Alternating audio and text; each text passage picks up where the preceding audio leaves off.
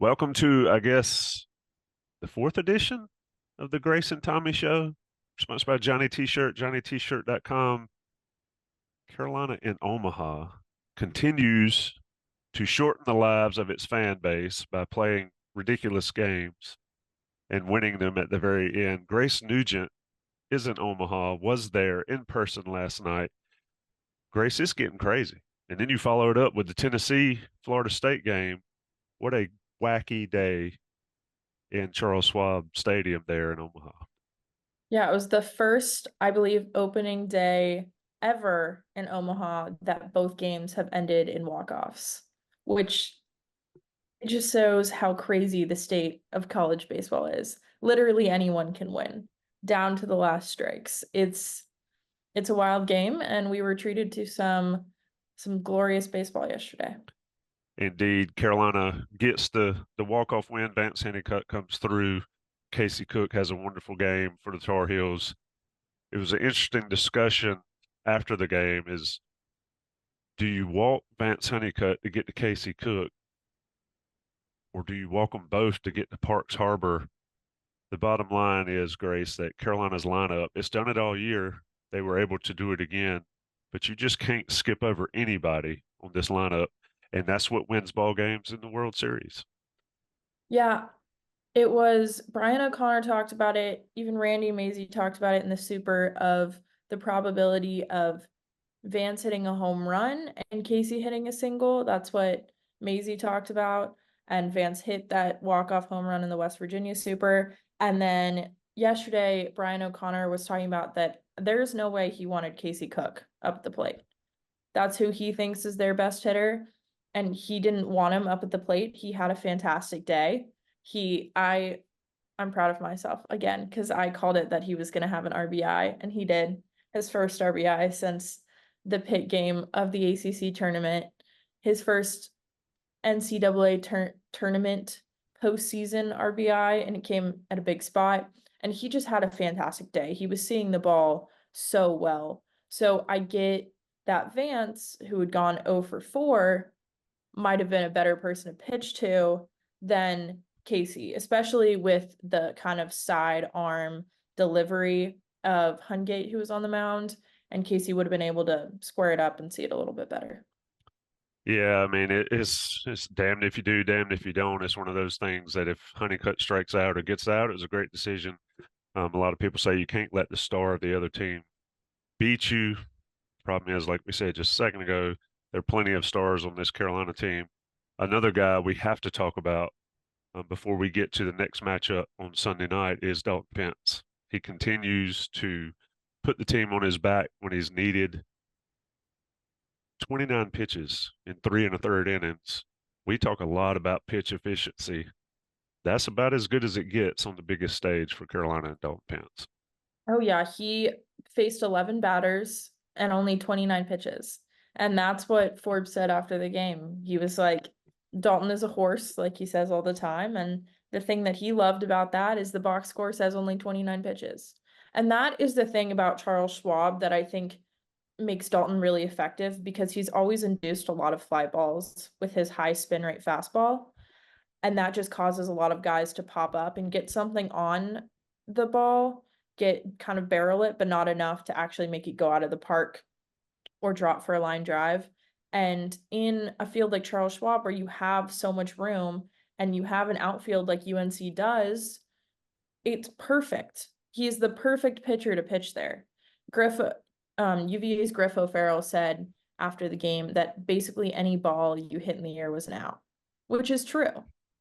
And later, Florida and Tennessee showed that you can hit homers in that park. But if you hit a ball and it's not gone, there's a very, very high chance if it doesn't drop, then an outfielder can settle under it. And Dalton is just a great pitcher for a park like that.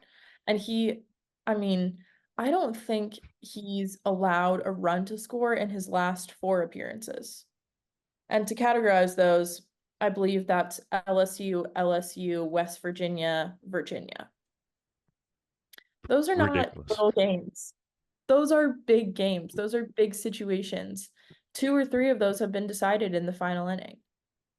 So it just shows how much trust the coaching staff has in Dalton Pence and just how much of a monster and a presence he is on the mound.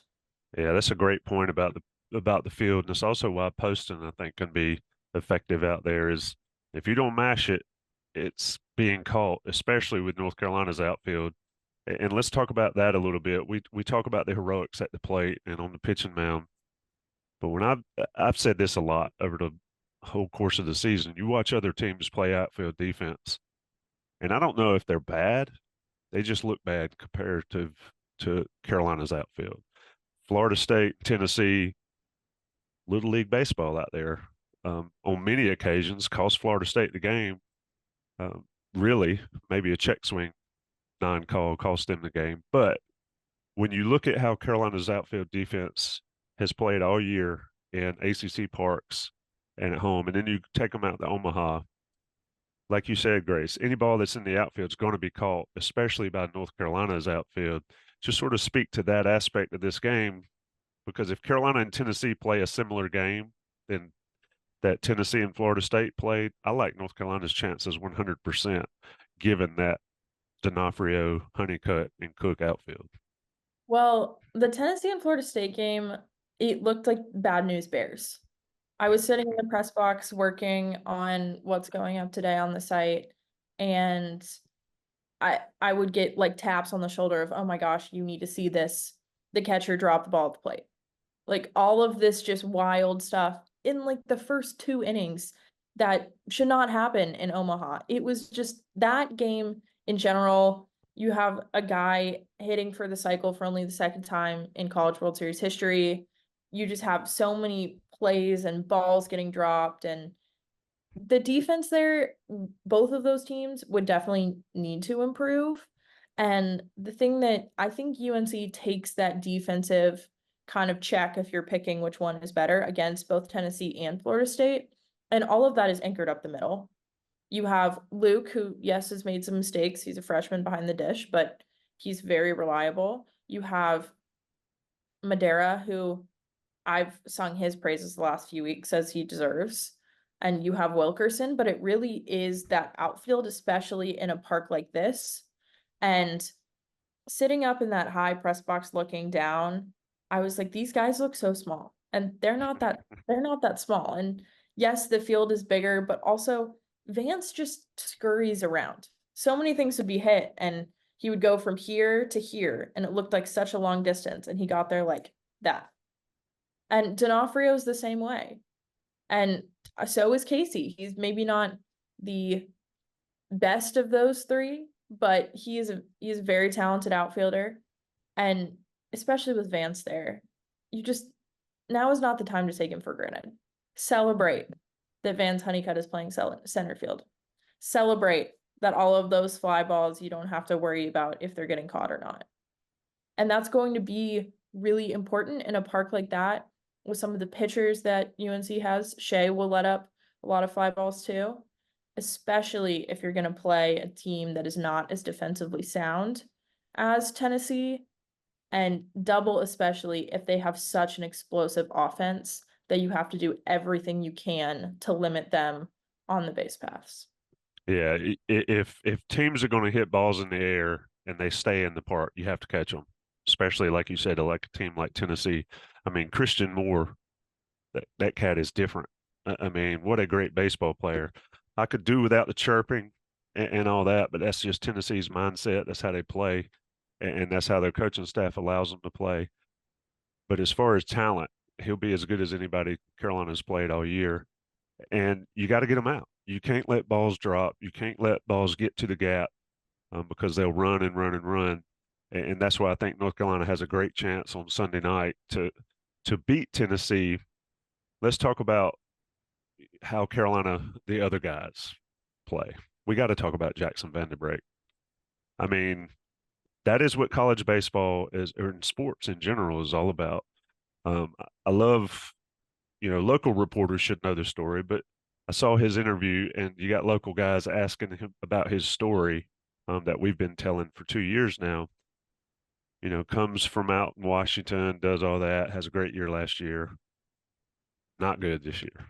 Really not good this year early. gets benched in favor of a freshman. Um, Comes up on the biggest stage, has a little inside out swing, pokes it down the line to get on base, and ends up scoring the winning run. Just seeing his teammates like get hyped for him and knowing this guy can come through when he has to. I think Jackson Vanderbreak certainly deserves as much credit as anybody on this whole team all season. Oh, 100%. And I think his performance in a big spot and just his mindset, his mentality is just so indicative of the person he is and the culture that Forbes has worked to cultivate. There's a reason that he was named captain. And while I think kind of the C's can be thrown around a little bit, it's the first time Forbes has done it. I think it has a really big meaning, especially with this process-oriented approach that Forbes has taken. And both Jake Knapp and Jackson Vanderbreak, who aren't captains, have been talked about all the time for how much they do for the team. And he was the baseball gods and his swing rewarded him with that yesterday. And I was lucky enough to talk last year with his junior college coach, where Jackson was also named a captain at Tacoma Community College in Washington. And he just talked about what an amazing leader and player he was. Yes, he was an awesome player. He worked his way really hard to get to a D1 program from a JUCO all the way across the country. But what his coach really said so much was it's just about the person and the leader that he is. And that is why he has so much success. And last year he had a ton of success. He put his head down and he worked. And this year he's taken that leadership role. And I think you just have to have so much character and so much integrity to do that and shepherd some of these young guys, even if they've taken your spot in the lineup. And I mean, it paid off and it was absolutely awesome. And he came home, he touched on home, and then he went to join in all the fun. And he's not exactly in the middle of it. He's there giving congratulations to Vance, to the rest of the team. He had a nice little handshake moment with Jake Knapp. And then it was back to business. He did his job. And that's what he said after. We talked to him about that. I have a story going up soon about him. So that's my shameless plug to read that. But he really came through, and in that vein too, Alex Madera putting a bunt down. We've seen him have a little bit of trouble with that, but he's also probably one of the best bunters on the team. And he got him over to third, and then Colby's got to be able to make that sac fly, so you don't need the Honeycutt heroics. And then, I mean, you had the Honeycutt heroics end of the game. Yeah, I talked about it with Mike Cavassini yesterday. If you're watching this and haven't watched the post game we did, Mike, of course, 4 World Series trips to his Carolina career back in the mid 2000s. So he knows all about the pressure, knows all about the scene and all that. But Colby Wilkerson picked up Madera last weekend, whenever it was, weekend before that. These games are seriously, they're running together and decreasing life expectancies. But Colby Wilkerson picks up Madera. Wilkerson didn't come through, and then Vance picks him up. But Grace, we've heard Coach Forbes is probably the most positive coach I've ever talked to, and I've talked to way too many and seen way too many. Um, but the way his guys play and the way his team plays, whether it's the star in Vance Honeycutt or the captain that lost his job and still is that guy in Jackson Vanderbreak, the mindset, the approach, the process oriented stuff, that's what gets you here. That's what wins games. But win or lose, Scott Forbes has been the same way all year, Grace, his whole career, really, but all year this year, especially, and it's paying off.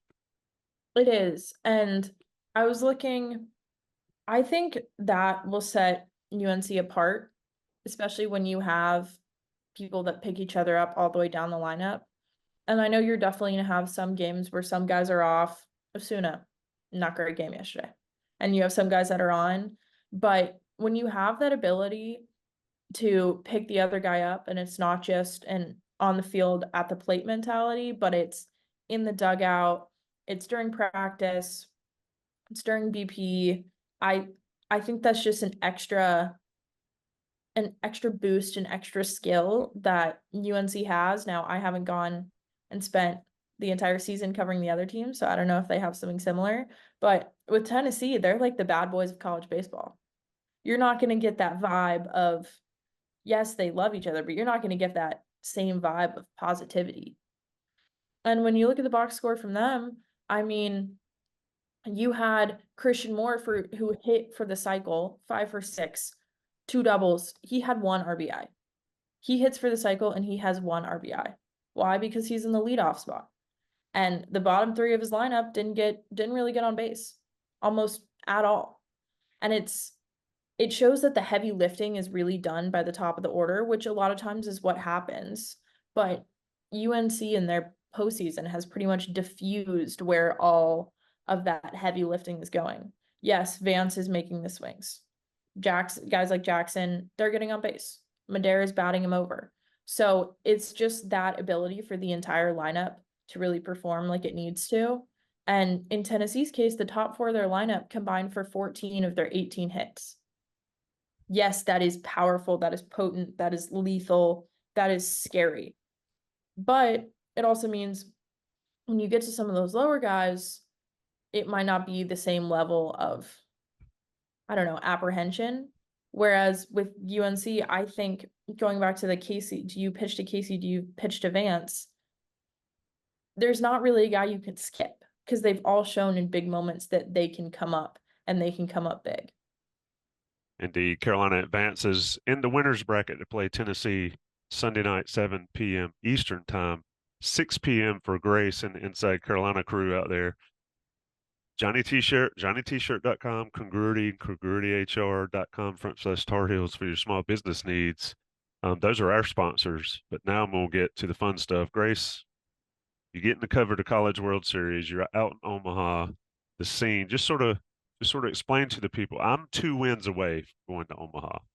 So Carolina wins 2 more, and the invasion begins out there. But just sort of set the scene for everybody that's not out there with you. There are a ton of Carolina fans out there. They showed Rory Williams. They showed Coach Fox, Ackley, a ton of former guys. And I've talked to a ton of them. There are as many out there as can possibly be. But set the scene for the regular person out here. What's it like being on the ground? Oh, I mean, there's signage everywhere and it says the greatest show on dirt. And I 100% believe that's true. It's not, obviously, it's the baseball. The park is awesome. They even have in the grass, the outfield grass looks like the trophy.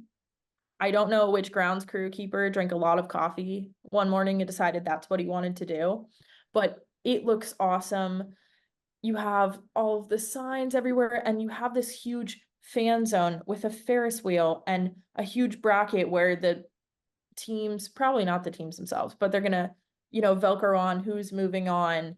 And it's just, it's this vibe that you have all the like little kids seeing how fast they can throw the balls, the velocity machines and the T-balls. And they call, there's one street called Mecca actually, but they call Omaha at this time the Mecca of college baseball, the Mecca of baseball, and to make your pilgrimages to go. And it's just everyone there is excited to be there. Every single person. It's just, it's this kind of hum around the stadium that the people are excited to be there. And I kind of didn't like being in the press box because it's so sterile. It's just media, media, media. I wish I was like, they had like concourse seats and I could sit there and hear all the cheering and the yelling. Luckily, we can hear the hot up mic, so that's pretty funny. But it's just walking in, you just feel like energy. And you talk with people about who's winning the Rocco's Jello Shot contest. And there's so many bars and just this kind of village that's popped up around Charles Schwab. That's a community. It is the college baseball mecca. And I've already spent at least $100 on t-shirts. And will be going back to get myself hats and other things because it's the College World Series. I know, and I think a lot of people there are not going to take for granted where they are because, I mean, I don't really know who else is coming to Omaha, Nebraska, what else you're coming here for. It's a lot of corn, a lot of flat, reminds me of Texas. But when you're when you're in Omaha, when you're around the stadium, you can see it, you can see all the lights, you can see the Ferris wheel. It really does feel like the greatest show on dirt. Everyone is so excited to have their ticket, and I am so excited to have mine. Yeah, doing great work for Inside Carolina out there. You, Adam, Jim Hawkins with the photos. It's some of the photos are ridiculous. The articles. Looking forward to see your stuff. We're recording this early Saturday morning, so if you're watching this at some point, check out all the coverage. Check out Grace's articles. Check out everything at Inside Carolina. The message boards, the game threads. I'll remind folks again, baseball games are very long, and they're not over until that 27th out is gotten by one team. North Carolina continues to prove that you live through the first 8 innings and you win games in the ninth. That's Grace Nugent. Grace, anything left for our folks? Hopefully, we'll get to do this again maybe Monday after the game on Sunday. That'll be episode 5. Wow. Maybe we will. Maybe we'll keep this going for another 10 days or so. That would be Anything nice. left? I I say to everyone, whether it's a UNC game or not, watch the baseball being played. It's awesome. The games today are going to be awesome. It's Kentucky and the people from down the road in Raleigh. And then tonight is a game I'm super excited about. Florida's probably the hottest team in the country right now, and they're going up against A&M, who, if we're going to talk about outfields, A&M has a fantastic outfield. Their best player, Braden Montgomery, sadly broke his ankle in their super, but they're still such a talented team. Keep up with who's winning the Jello Shot Challenge. I think that's super fun. They donate most of the money to charity. When my dad found out that I was going out here, he was like, "Oh, the place with the Jello shots?" And I was like, "And the College World Baseball Series?" Yes, that place.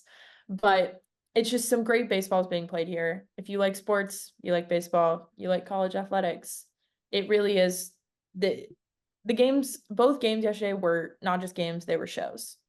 Night all the way nail biting, adrenaline pumping shows. Greatest show on dirt. So I highly recommend that. Don't just watch Carolina tomorrow, watch the games today. It will be a good time. Indeed. That's Grace Nugent. I'm Tommy Ashley. It's been InsideCarolina.com's coverage from Omaha. Talk soon.